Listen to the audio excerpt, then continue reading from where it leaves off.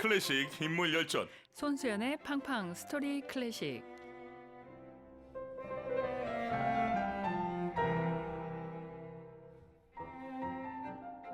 사랑하면 알게 되고 알게 되면 들립니다. 클래식 음악사의 한 획을 그은 특별한 연주자와의 만남.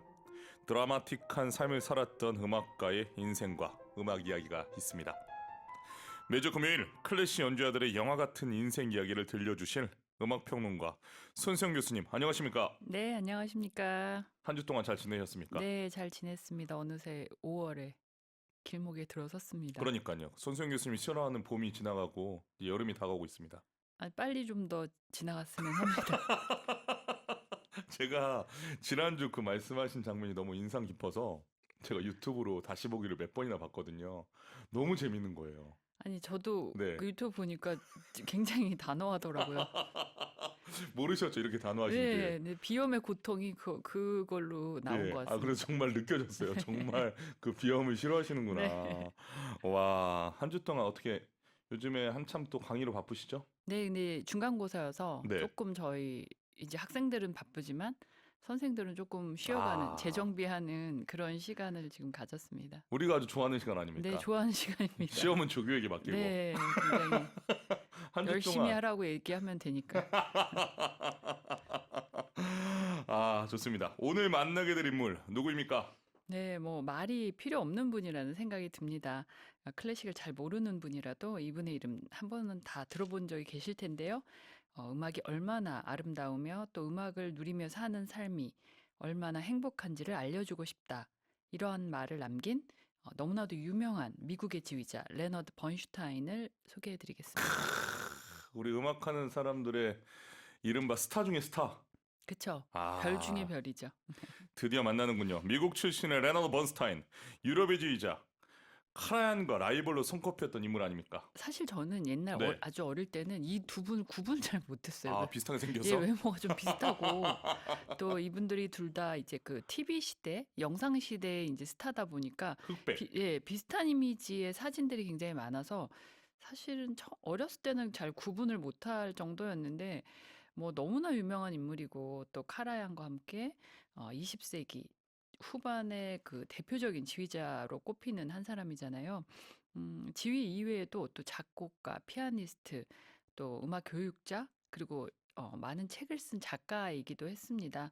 그리고 또 국제적인 찬사를 받은 최초의 미국 태생 지휘자라고 할 수 있습니다.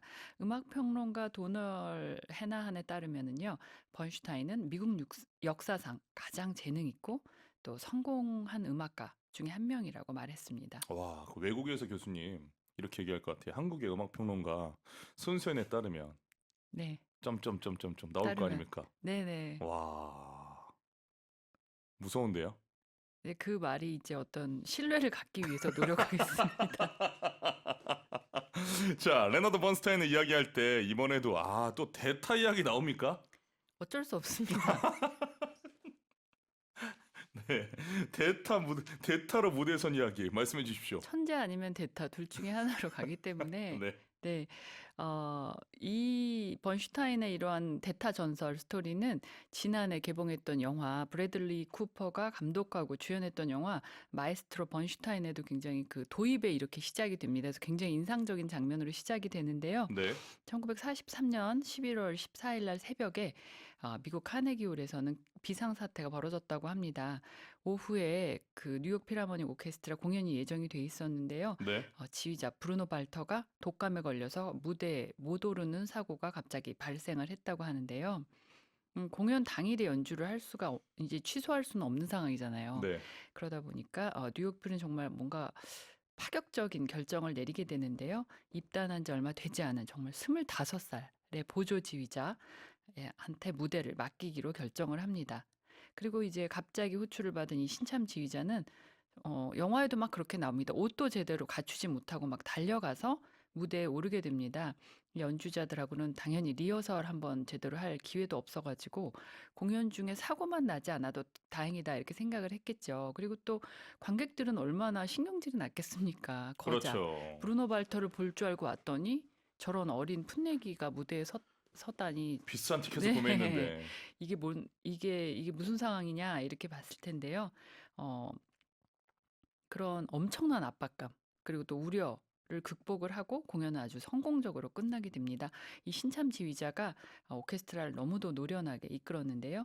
또 이 공연이 TV로 미국 전역에 중계가 됐기 때문에 젊은 지휘자 번스타인은 하루아침에 전 미국의 스타가 떠오르게 됩니다. 와, 정말 이거 무슨 각본을 짜도 이렇게 짤 수 없겠어요. 그렇죠. 각본을 짜도 이렇게 짜면 욕 먹지 않습니까? 욕먹죠. 이런 개연성이 없는 뻔한 스토리다 이렇게 얘기하겠죠. 레너드 번스타인은 상도 또 수상도 많이 하지 않았습니까? 네, 평생 정말 영예로운 상 굉장히 많이 수상했는데요. 7개 에미상, 또 2개 토니상, 그다음에 16개 그래미상.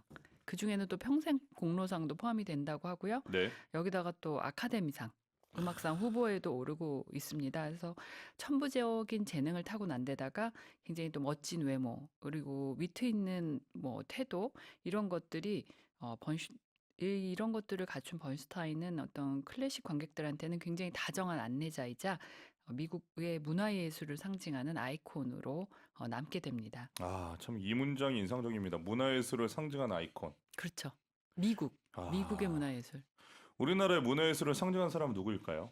정경이라고 제가 감히 말씀을 드리고 싶습니다. 네, 여러분 죄송합니다. 막 지나가겠습니다. 좀 더 자세히 알아볼까요? 레너드 번스타인도 신동 탄생으로 설마 시작합니까? 아닙니다. 아, 다행입니다. 네. 정말 이것까지 했다면.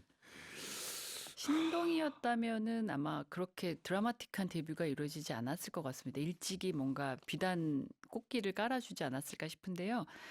레너드 번슈타인은 1918년에 미국 매사추세츠주의 로렌스에서 러시아 이민자 유대인 가정에서 또 태어납니다. 그러니까 사실은 번슈타인도 역시 유대인의 피가 흐르고 있었는데요. 그러네요. 네, 아버지는 회사원이고 아들이 어렸을 때 피아노에 굉장히 재능을 보이는 걸 알았지만은 아버지 반대로 음악을 전공하지를 못합니다. 아, 네, 음악을 못하게 했고요. 그런데도 이제 아들을 데리고 보스턴의 오케스트라 공연장에 굉장히 많이 데리고 다니고요. 하버드 대학교에서 철학 그리고 문학을 전공을 합니다. 하지만 이 어렸을 때부터 그 동생들을 데리고 막 자기가 작곡한 음악을 가지고 음악극도 만들고 다양한 어떤 음악적인 활동을 한 건 사실이어 가지고요. 졸업을 한 다음에는 미국 최고의 음악 교육기관 중에 하나인 커티스 음악원에 들어가게 됩니다.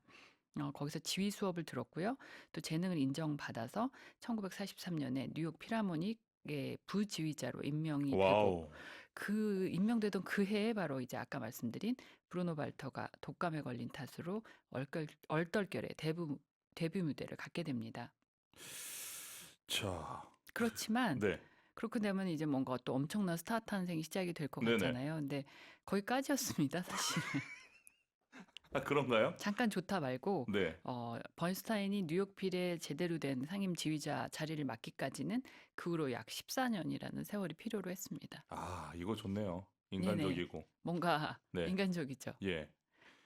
굉장히 그 당시만 해도 미국은 또 유럽 출신의 명지휘자들의 동무대였기 때문에 서대주의가 있었죠. 네, 그래서 그 미국 출신의 이런 어린 지휘자한테 함부로 그날은 이제 성공적으로 잘 넘어갔습니다마는 오케스트라를 맡기지는 않았던 것 같고 어찌 됐거나 번스타인도 절치부심하면서 자기의 실력을 더 키워나갔던 것 같습니다. 최근에 우리나라 지휘자 이승원이 아주 유명한 국제 콩쿠르 네, 말코 콩쿠르죠. 네, 콩쿠르에서 우승했지 않습니까? 우승을 하고 또 어제인가 그저께 이제 교향악 축제에 또 예. 바로 와서 이분 공연하셨다고 하더라고요.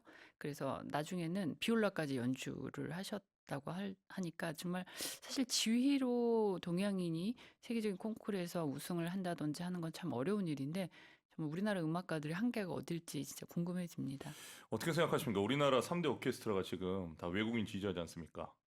네, 그렇죠. 예, 평론가로서 우리나라 이렇게 젊은 신진 음악가 지휘자들을 이제 좀 기용해야 되지 않겠습니까? 곧 그렇게 되리라 생각을 합니다. 예. 아, 그렇게 피해갈 수가 있군요. 네, 피해가 제가 예. 그쪽 외국 지휘자들하고 좀 알기 때문에 아, 그렇습니까? 네.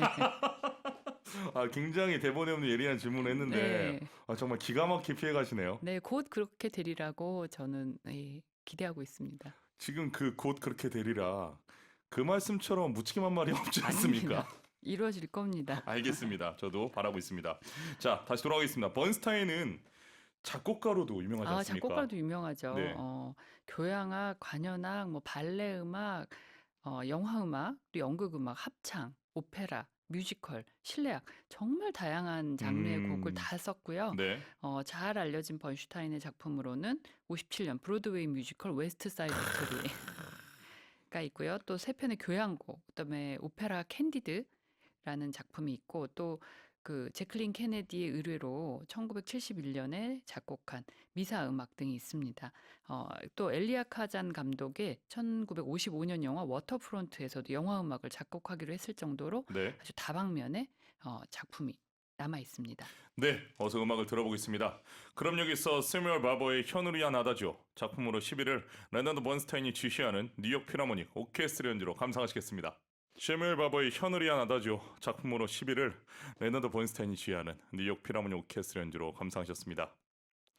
레너드 번스타인, 미국의 주요 오케스트라를 이끈 최초의 미국 출신 지휘자다라는 부분이 중요한 포인트 아닙니까? 네, 뭐 미국뿐만 아니라 유럽의 주요 오케스트라를 이끈 최초의 미국 출신 지휘자라고도 말씀을 드릴 수 있겠습니다. 뉴욕필의 음악 감독이었고 또 세계 주요 오케스트라를 지휘하면서 정말 많은 음반, 영상을 남겨서 오늘날까지도 번스타인의 음악적인 유산을 우리가 마음껏 만끽할 수가 있습니다. 또 이 탐험가 같은 성격이 있어서 번스타인은 당시에 비교적 덜 알려진 작품들을 직접 발굴해서 소개하고 네. 안내하는 역할도 하지 않았습니까?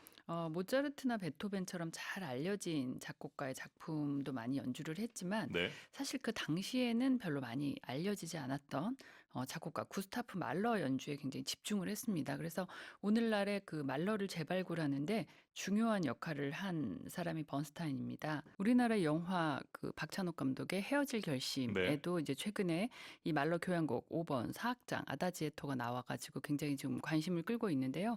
이런 음악들을 오늘날의 대중들한테 좀 가까이 이끌어준 사람이 번스타인이라고 할 수 있습니다. 번스타인이 대중적으로 이름을 알리게 된 결정적인 계기가 된 거는 뉴욕 필하모닉과 진행했던 청소년 음악회였는데요. 네. 1958년서부터 72년도까지 CBS 방송국에서 방영된 이 프로그램은 번스타인이 직접 대본을 쓰고 또 출연을 한 작품이고요. 또 시청자들을 음악사로의 어떤 여행에 초대를 하고 있습니다. 굉장히 깊은 음악적인 지식이 있고 또 번스타인의 그 호감 가는 준수한 외모에다가 사실 굉장한 입담, 달변이고 말을 너무너무 유쾌하고 재미있게 하거든요. 그래서 음악의 개념 또 역사에 대해서 신선한 생명력을 불어넣었다고 합니다. 그래서 이게 청소년 음악회였지만 청소년뿐만 아니라 일반 대중들도 이 프로를 통해서 클래식 음악을 굉장히 재미있게 감상을 할 수 있다고 하고 그 당시에 이제 TV라는 새로운 매체가 등장을 했잖아요.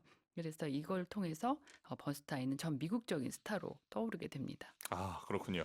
얼른 곡을 들어보고 싶습니다. 그럼 여기서 말로의 교향곡 5번 사악장 아다지에토 레너드 번스타인이 지휘하는 민 필하모닉 오케스트라 연주로 감상하시겠습니다. 말로의 교향곡 5번 사악장 아다지에토 레너드 번스타인이 지휘하는 민 필하모닉 오케스트라 연주로 감상하셨습니다. 레너드 번스타인은 스스로 뉴욕 필 상임 지휘자 자리에서 내려오지 않습니까? 네, 그게 쉬운 일은 아닐 텐데요.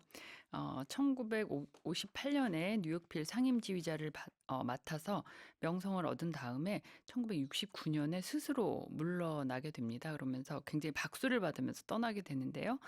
단원들은 번스타인을 렌이라는 애칭으로 부르면서 굉장히 친근하게 생각을 했다고 합니다. 그래서 어, 이 단원들은 뉴욕필을 떠나는 번스타인을 굉장히 오랜 친구를 배웅하듯이 환송을 했다고도 이야기들이 전해집니다. 그리고 나서 이제 번스타인은 뉴욕으로 아니 유럽으로 본격적으로 진출합니다. 정상급 오케스트라의 어떤 객원 지휘자 역할을 많이 맡으면서요 활동 반경을 넓히게 되는데요.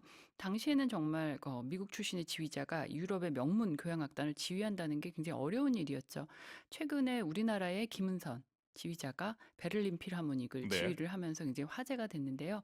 김은선 지휘자 역시 동양의 젊은, 여자라는 이 삼중 핸디캡을 다 극복을 하고 이번에 훌륭하게 공연을 해놨다고 들었는데 아마 이 시기에 번스타인도 그러한 어떤 편견 같은 것들을 극복을 하고 유럽 무대에 데뷔를 했을 것 같습니다.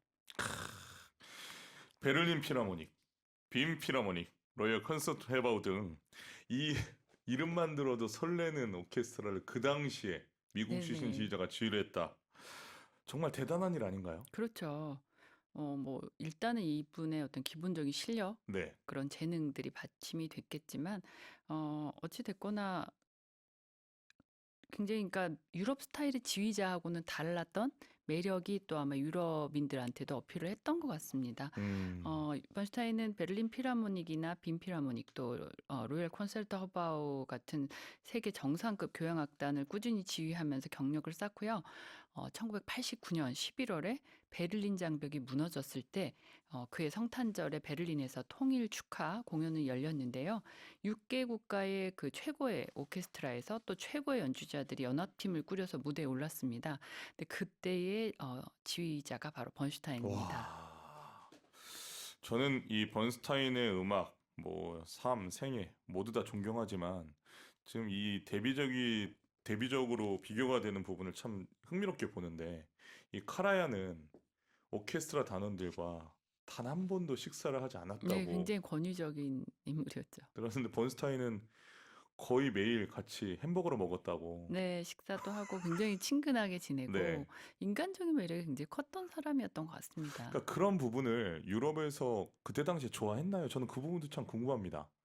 음악적으로는 이게 좋아할 수 있지만 왜냐하면 그쪽에서는 또 어느 정도의 판타지를 갖기를 바라는 그런 시대 아니었나요?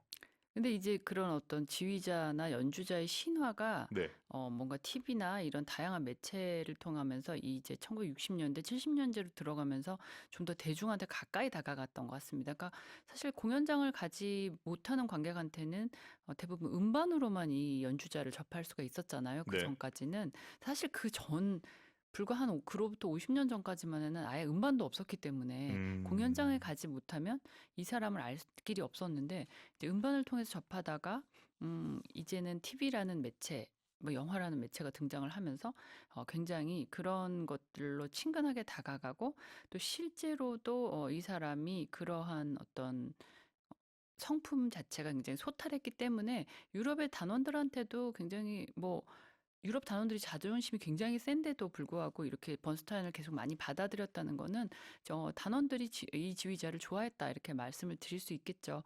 1989년 네. 베를린 올림픽 아니 베를린 장벽이 무너졌을 때 음악회에서 어 정말 마지막에는 프리드리 실러의 환희의 송가의 가사를 바꾸는 그러니까 베토벤의 교향곡 9번을 연주를 하게 되는데요.